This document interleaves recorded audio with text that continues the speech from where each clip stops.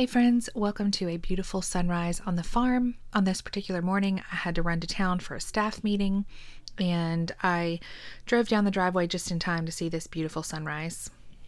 If you are new here, my name is Audrey, and we are a family of 10 living on a 6-acre homestead in the Midlands of South Carolina.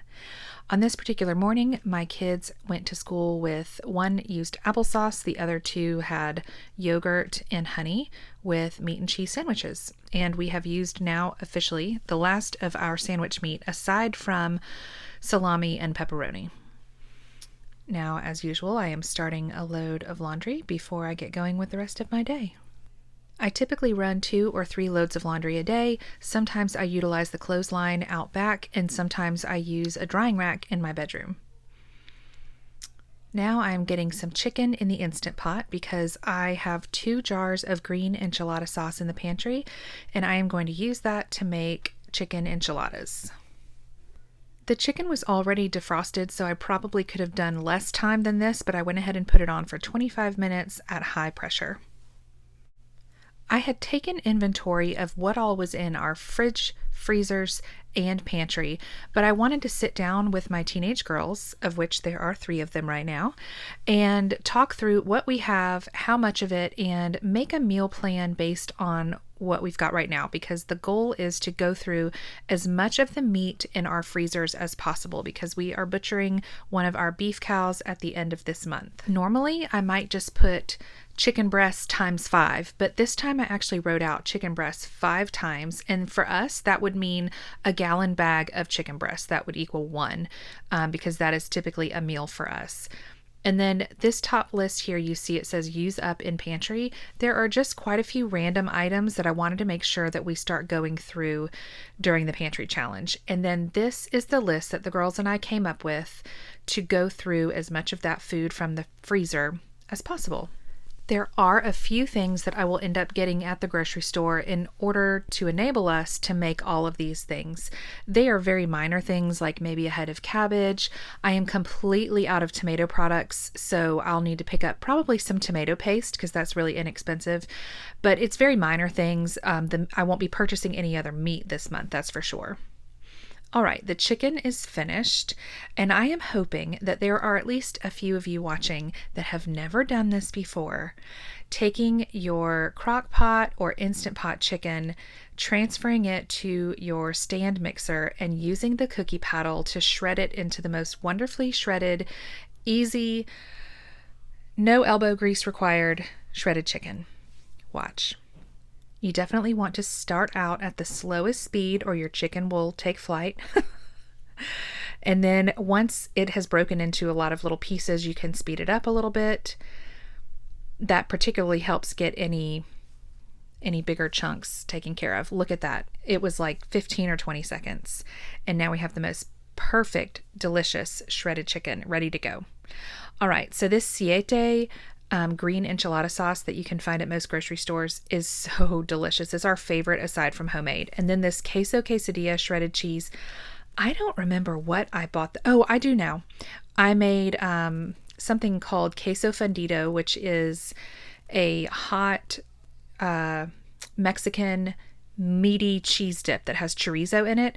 And you make it like in a cast iron skillet, and oh my word, it's so cheesy. It's also very greasy, but it was amazing. I made it for our New Year's party, and I had a little bit of that cheese left, so this was the perfect time to dump it in the bowl and add it to our enchiladas. This is our little dog, Ruby.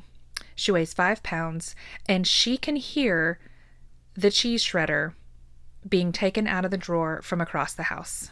That girl loves some cheese, so I always give her a little bit when I am shredding cheese because I'm so impressed that she knows when I am using the cheese grater. She doesn't come running for anything else, but she hears that cheese grater. All right, I have added the rest of that queso quesadilla white cheese. I'm going to add about half of one of these jars of enchilada sauce, and now I'm going to add some sour cream. This recipe is so easy and so delicious. There really is no recipe. I don't measure anything as usual.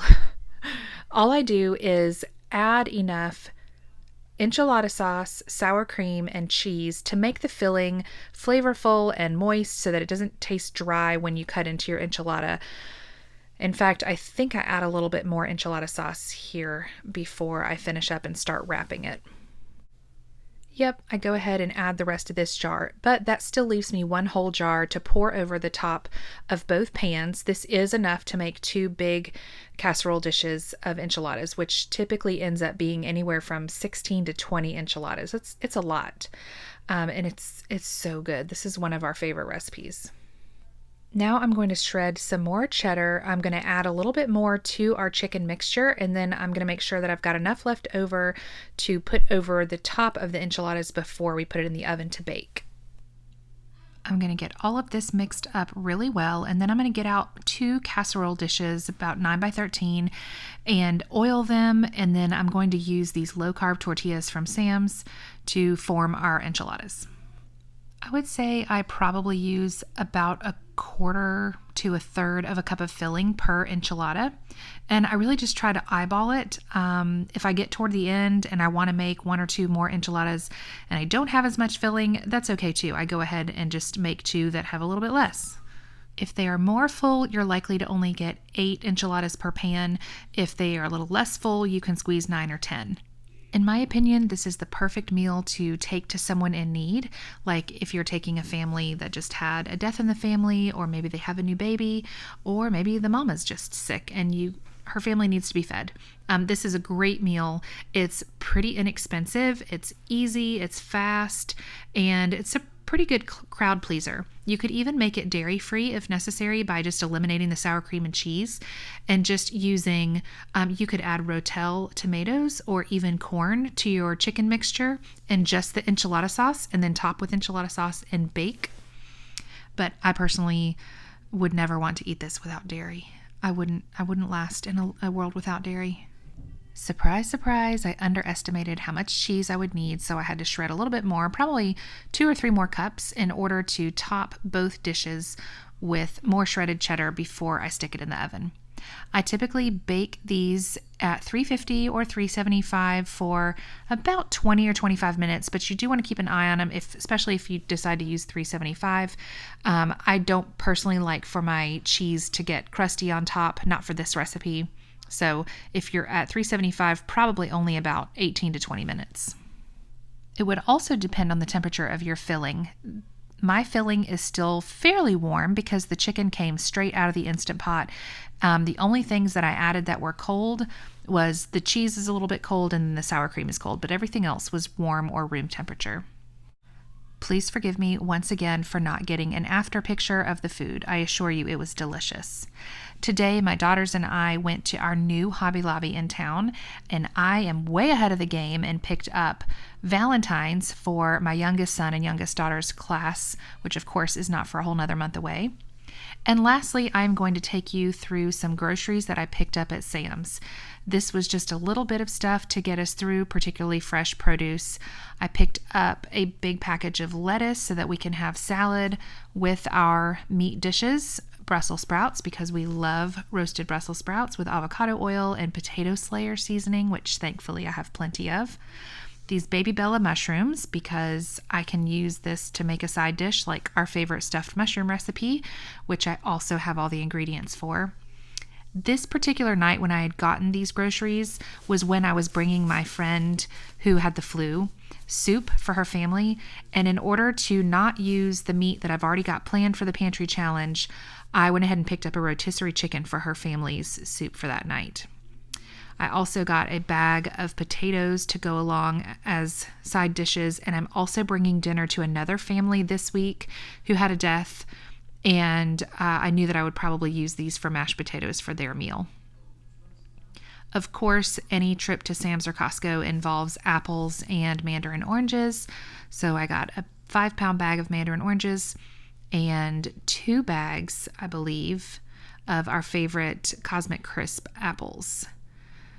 Because it is winter, apples are still a pretty good price. I think these were just over $4 a bag, which is really fantastic. About $1 a pound for apples is great.